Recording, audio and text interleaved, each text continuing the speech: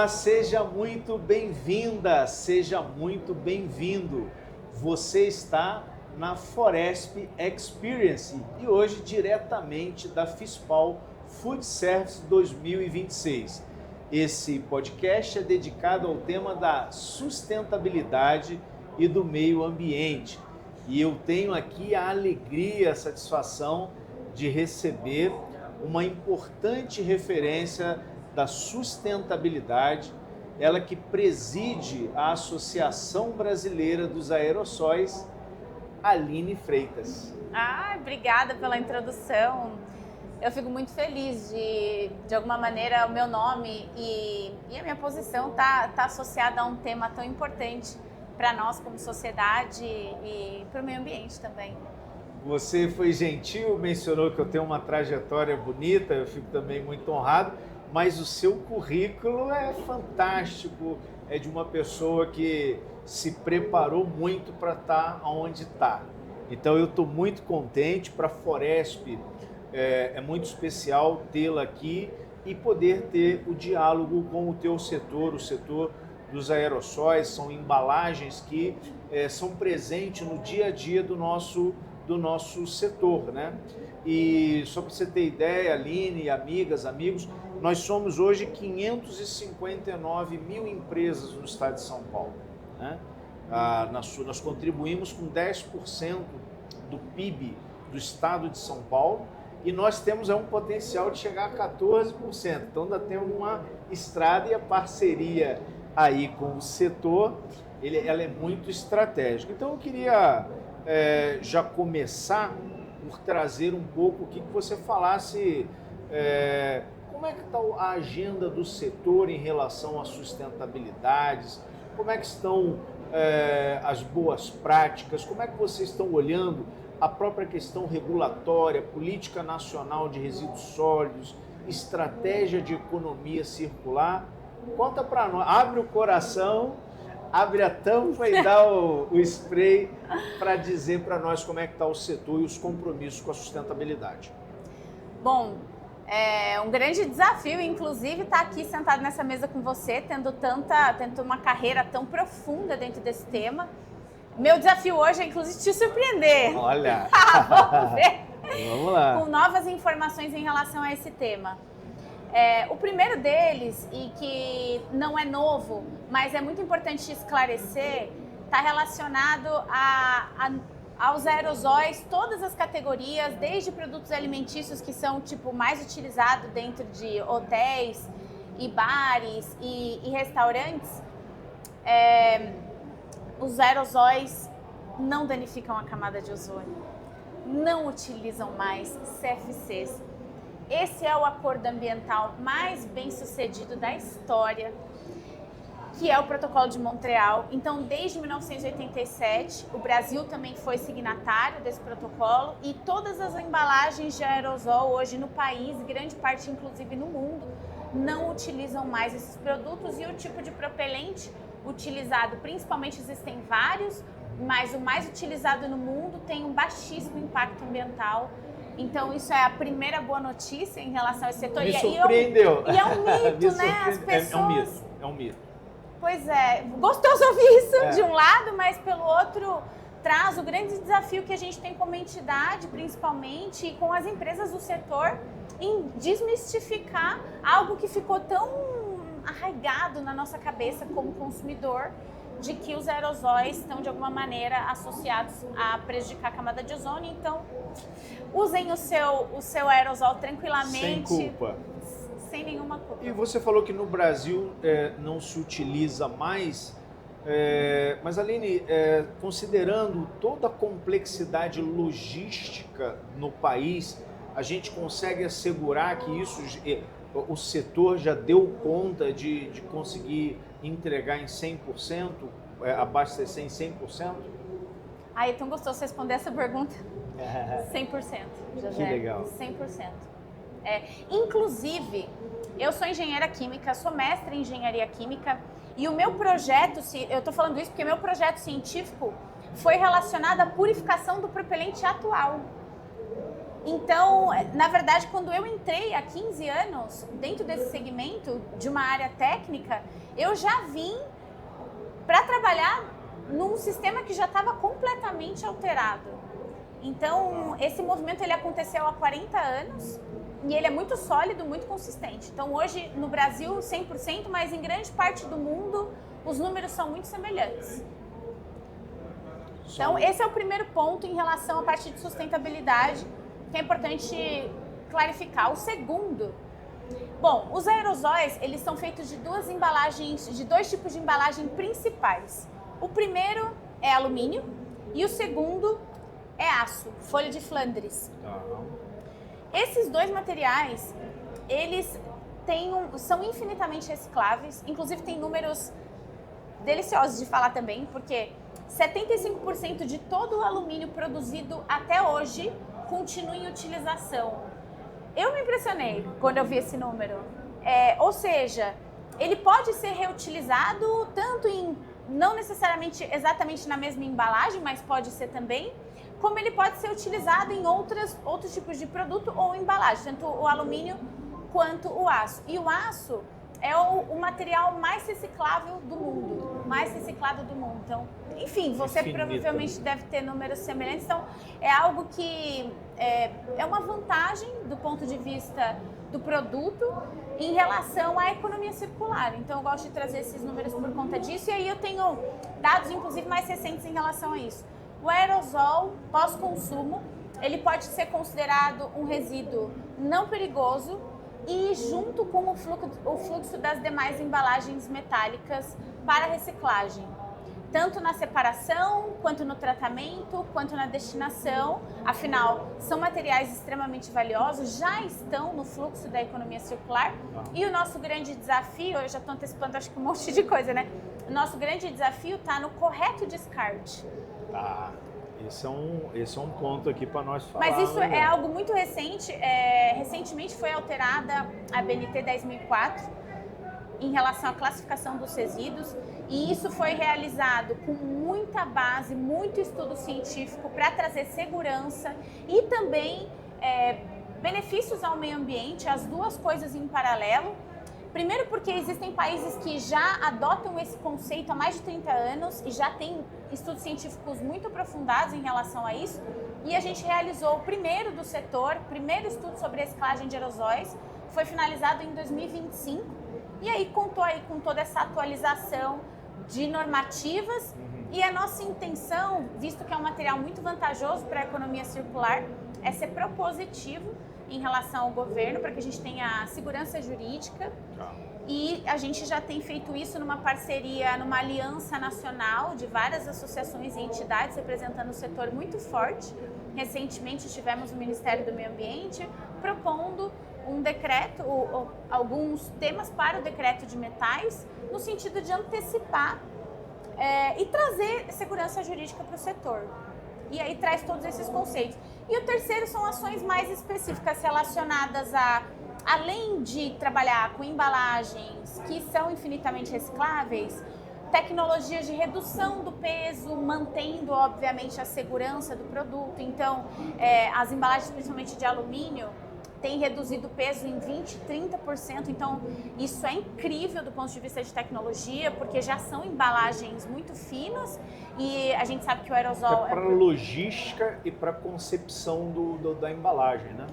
Exatamente. Então, isso é muito interessante. A utilização de outros tipos de propelente também, porque o aerosol é uma tecnologia muito linda, muito mágica, mas também muito complexa ao mesmo tempo. Então, toda vez que você faz uma modificação em qualquer componente da embalagem, como ela é um sistema, todo o restante precisa acompanhar. Então, se você for fazer, por exemplo, uma mudança do tipo de propelente, eu trouxe aqui 2 produtos que cada um é um propelente diferente.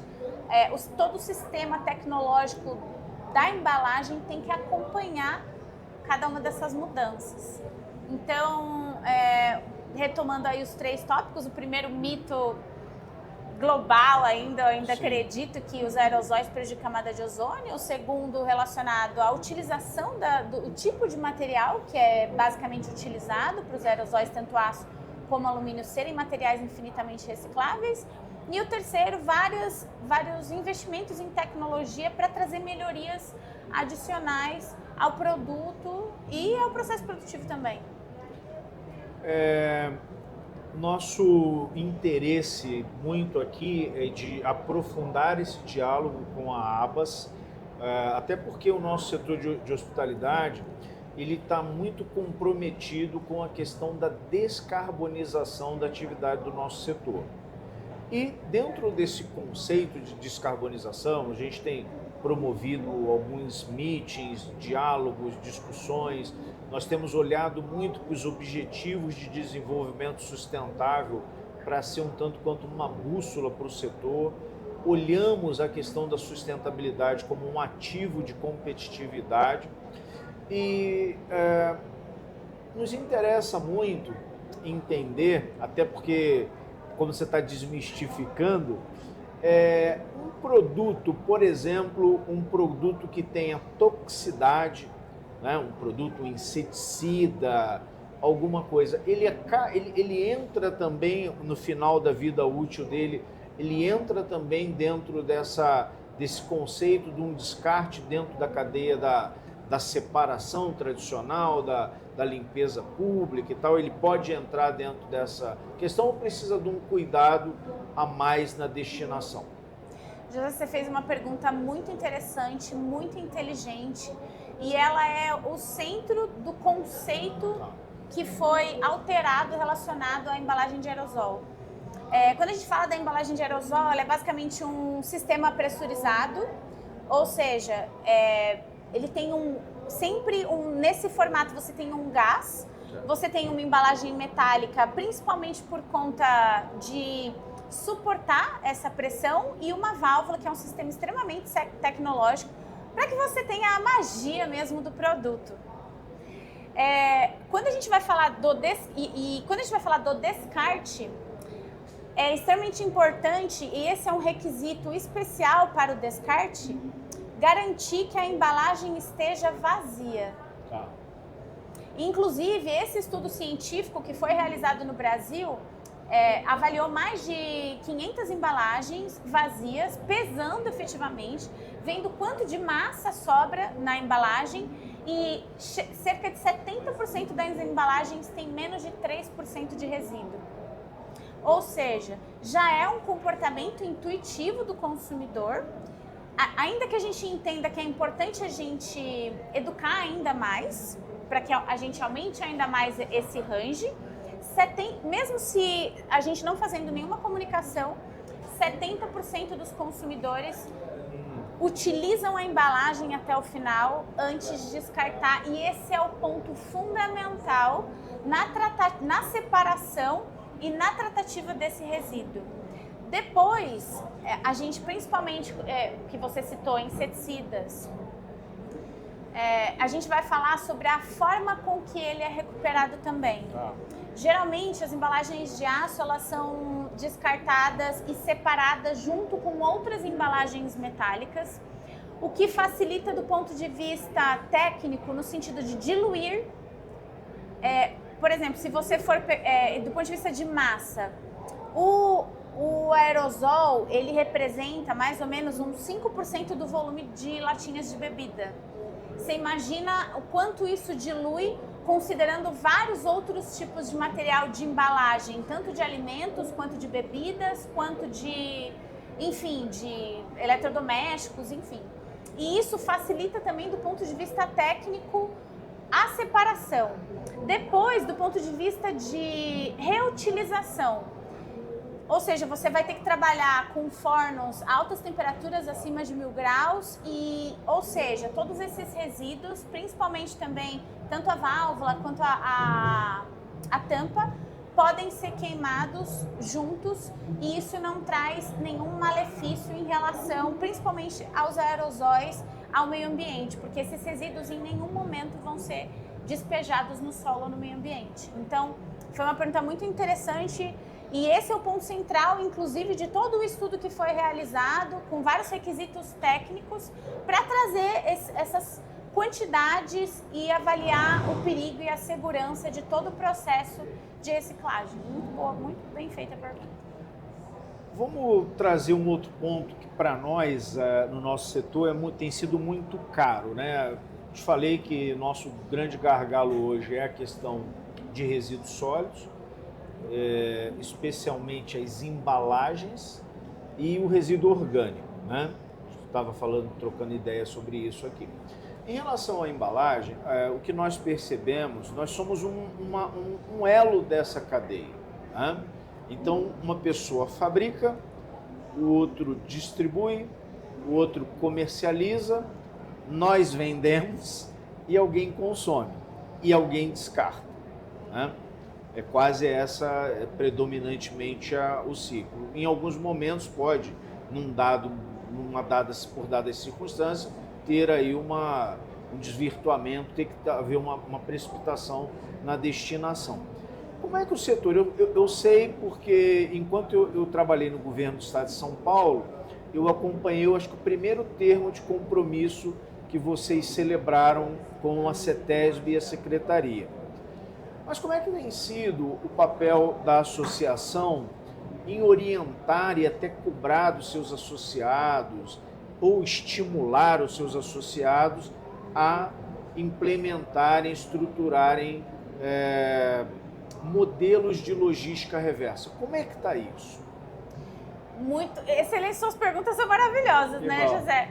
Eu acredito que o papel da associação, por um lado, é trazer conhecimento e principalmente de boas práticas globais.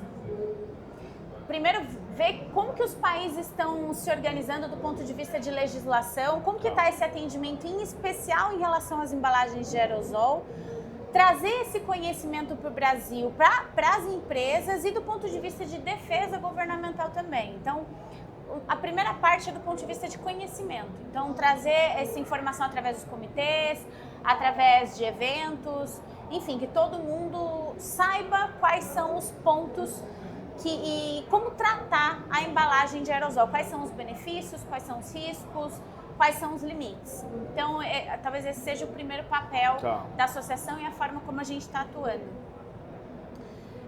O segundo está agora muito associado, a gente acabou de fazer o primeiro estudo sobre reciclagem de aerosóis e a nossa intenção agora é trabalhar com a parte de comunicação. A gente estava hoje, até agora, numa comunicação focada na indústria. Para a própria indústria entender o seu próprio produto. Agora, a nossa intenção é fazer um planejamento, um plano de comunicação focado no consumidor. A gente também está contando com uma aliança estratégica para isso, de todos os setores, tanto de higiene pessoal, que representa 60% do setor, como o setor de tintas, como o setor de saneantes, então o setor de aço, o setor de alumínio. Então a gente efetivamente está 100% representado, e inclusive grande parte da cadeia também que faz parte disso, para que a gente promova esse treinamento focado no consumidor e também nos agentes que fazem a separação e o descarte do aerosol, tá? Então, as cooperativas, então prover materiais nesse sentido. Correto. E aí eu percebo então um gap que eu penso que a nossa aproximação agora vai se responsabilizar por sanar. Porque você mencionou, acho que os atores importantes, que a gente até pode entender como stakeholders, você falou do higiene e limpeza, da perfumaria, da tinta, do saneante e tal.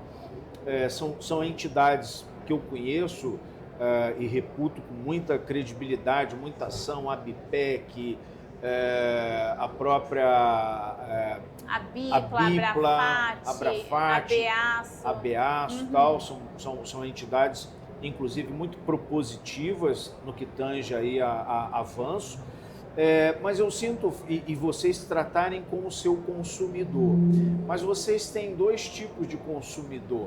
Você tem um consumidor pessoa física, que vai comprar para levar para casa, mas tem, por exemplo, setores como o nosso. Então, esse eu acho que é um momento muito interessante da gente ter uma aproximação institucional, até para que a gente possa criar mais virtude Porque não é simples. Você tocou na ponta que é a cooperativa de catadores, às vezes a cooperativa até recebe aquilo ali como um rejeito, né? Não sabe o que fazer ou não está estruturada num lugar que consiga fazer, por exemplo, uma comercialização. Então, acho que isso é um grande desafio e eu penso que você está numa ordem muito interessante aqui, de primeiro ali com a própria indústria, com esses parceiros mais próximos, mas eu te diria para incluir aí no consumidor, fazer esse corte aí. Não, viu, é perfeito, o momento é perfeito.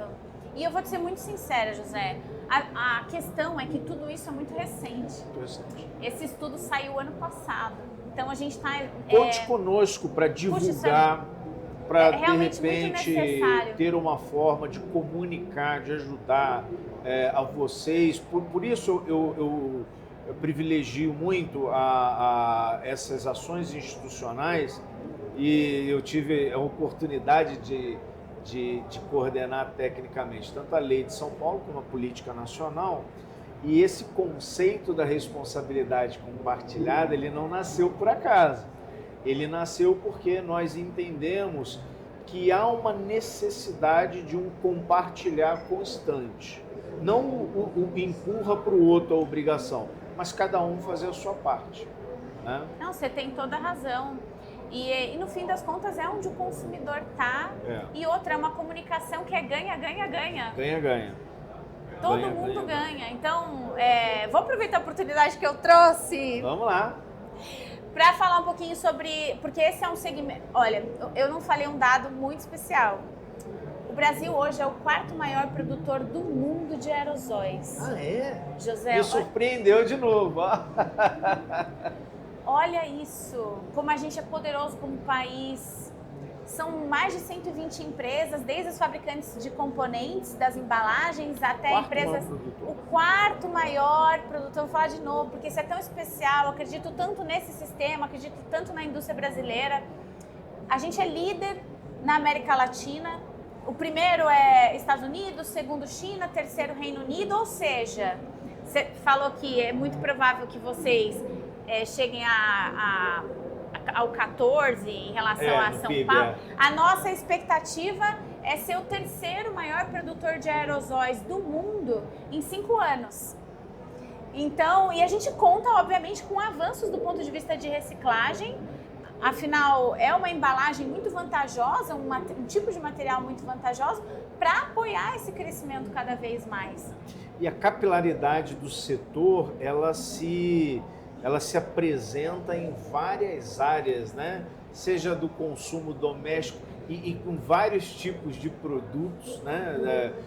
Você pode ter o aerossol para um lubrificante, para um inseticida, para um item de perfumaria. José, exatamente isso. Hoje, 60% do segmento é higiene pessoal, são os desodorantes que os brasileiros amam. Sim. Eu tenho certeza que você tem na sua casa. Se você não tem, você não me conta. Eu tenho. Óbvio, né? Inseticidas. E assim, eu sou uma entusiasta do setor e eu também sou uma consumidora. Então, eu utilizo mesmo. Eu trouxe esse da minha cozinha, sabe? Porque geralmente os associados... Nossa, eu sempre esse eu não peço, tinha reparado que era de azeite, azeite, né? extra virgem, Olha gente. lá. Eu uso na minha cozinha, eu uso de verdade. Se você for em todos os cômodos da minha casa, você vai ver uma embalagem aerosol. Esse aqui, olha, ele já tá quase no fim, porque eu realmente também tirei da minha cozinha. E eu trouxe, esse é um dos grandes potenciais de crescimento no Brasil, são os aerosóis para uso alimentício. Esse aqui é um desmoldante que eu acredito... Você tá de olho, olha. Esse aqui é um desmoldante, gente, maravilhoso. E eu tô falando também como consumidora. Claro. E o que é especial nesse produto de verdade, se você usar uma vez, nunca mais você troca. Primeira coisa, o jato preciso, ele evita desperdício. A gente começou essa conversa falando sobre desperdício. Desperdício. Esse evita é um grande desperdício ponto. Porque outra, a gente está falando de um óleo, ou seja, você controla a quantidade de óleo na sua alimentação, ou seja, já mexe com a sua saúde. Quer mais uma para a saúde? Esse tipo de embalagem, até pelo fato dele ser pressurizado e você não ter nenhum contato, você tem muita higiene no uso. Então, segurança alimentar. Falamos sobre segurança alimentar. Muito prático. Você não precisa utilizar, não precisa diluir, não precisa utilizar outra ferramenta. Você abriu, você é muito homogêneo, reduz a quantidade de produto que você utiliza, é higiênico, enfim, muito prático. Então, esse aqui muito utilizado, inclusive por confeitarias, por hotéis, enfim, se você não usa, faça as contas, porque vai valer a pena e a gente entende o Brasil como sendo, e tem muito investimento nessa área, no Brasil já, muito investimento.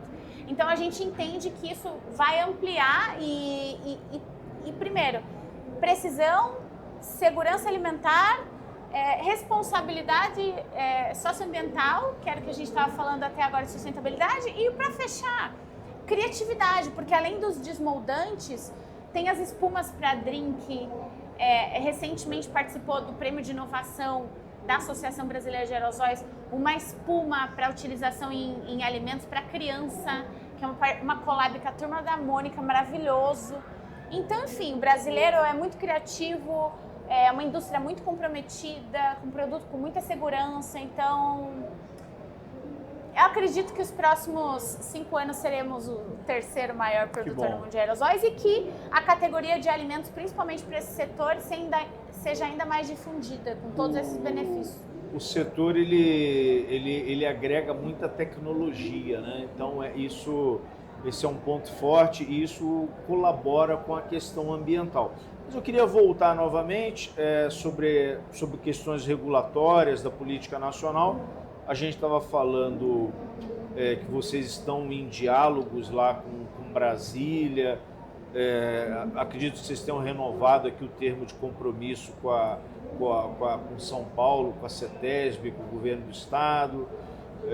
Vocês tinham não sei se já venceu e se vocês estão. Mas eu queria ter uma ideia como é que está o compromisso cobrado por governos em relação ao setor. Como é que vocês veem isso? Como é que vocês veem essa evolução? Eu não sei, por exemplo, você falou, e aí eu acredito que tenha maior valor a embalagem por ela ser aço e por ela ser alumínio. Isso tem atraído as cooperativas? Vocês se relacionam com as cooperativas? Como é que tem sido isso, Aline? Boa pergunta de novo. Do ponto de vista do termo de compromisso que a gente firmou com a CETESB em 2020, 2021, bem na época da pandemia. Foi 2021. A verdade é que ela se baseia num conceito completamente diferente do que a gente viu em termos de alinhamento global e do ponto de vista técnico, viabilidade técnica e financeira mesmo, tá, José? Tá. Então, recentemente, inclusive, foi emitida uma nova decisão de diretoria da CETESB que excluiu os aerosóis nessa DD com a obrigatoriedade de se fazer um fluxo completamente separado, porque na forma como foi organizado aquele primeiro termo de compromisso, e aí faço aí a meia-culpa da associação em relação à proposição do termo mesmo, enfim, né, eu acho que a gente vai evoluindo e vai aprendendo e se alinhando com os conhecimentos existentes. E aí, com isso, a gente fez uma negociação e foi por isso que a gente fez todos esses estudos, inclusive, para comprovar que aquele sistema que tinha inicialmente proposto, ele conceitualmente era inviável financeiramente, tecnicamente, porque um material valioso que já está no fluxo e já está sendo separado e já está sendo reutilizado, a gente teria que tirar esse material dali, criar um fluxo completamente separado para um volume muito pequeno, o que ainda por cima, pelo fato de não diluir durante todas essas fases e concentrar, que é o contrário, você tornaria o sistema ainda mais inseguro, ou seja, você precisaria gastar ainda mais em manter a segurança em todas as fases do fluxo. Não parece muito simples, né? Quando a gente vai falar do aerosol pós-consumo. Então, do ponto de vista do termo de compromisso, nosso posicionamento é que ele vá junto com as demais embalagens e possa ser compensado em todos os programas de logística reversa. Nossa intenção não é inventar a roda, é garantir tanto a recuperação de um material que é muito valioso mesmo, e que já é separado, sim, e também que seja viável operacionalmente e tecnicamente. As cooperativas têm recebido, vocês estão começando a estruturar volumes com as cooperativas. Como é que é essa relação? Vocês financiam a compra, a recompra das cooperativas? Como é que eles participam, estimulam algumas empresas a isso? Como é que é essa ponta final? Olha, a Abas não tem não é gestora de nenhum programa de logística reversa. A gente é parceiro de algumas associações que são gestores de programa de logística reversa, como por exemplo com a ABPEC com a Mãos para o Futuro, com a BEASO com o Prolato, e lá já são tratados em embalagens de aerosol. Na Eu Reciclo também já são tratados em embalagens de aerosol. Eu pessoalmente visitei 3, porque são 2 fora do Brasil e uma no Brasil, em termos de separação do aerosol especificamente. José, quando chega, isso eu fico orgulhosa, porque é um material muito valioso. Quando chega, é separado, tá? Então, quando chega, é separado. Tanto aço quanto alumínio, ou numa central mecanizada ou numa manual, tá?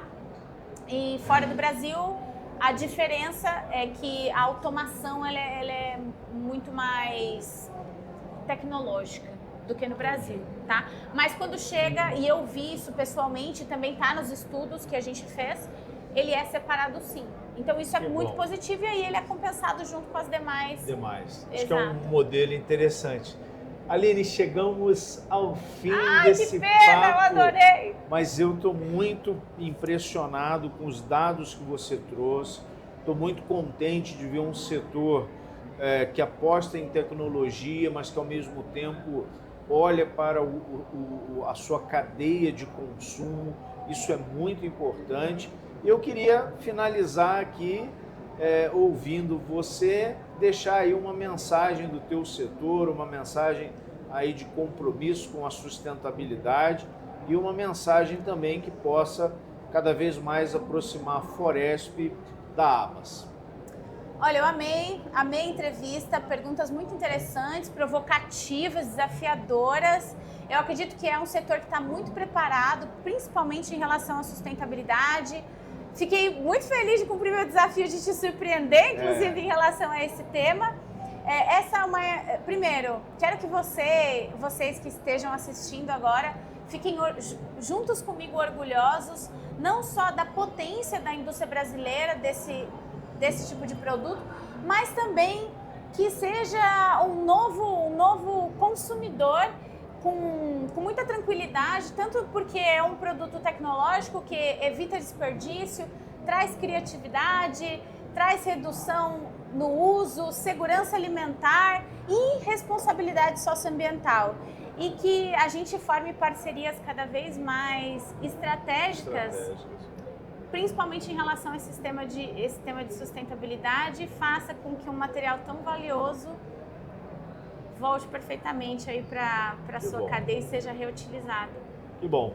Eu tive aqui a alegria, a satisfação de não só entrevistar, mas ser surpreendido pela presidente executiva da Associação Brasileira do Aerossóis, a Abas, Aline Freitas, a quem eu agradeço muito e convido a você a estar conosco neste episódio e nos próximos. Muito obrigado, Aline. Obrigada. Sigam a gente no @abasaerosol. Somos todos aerolovers.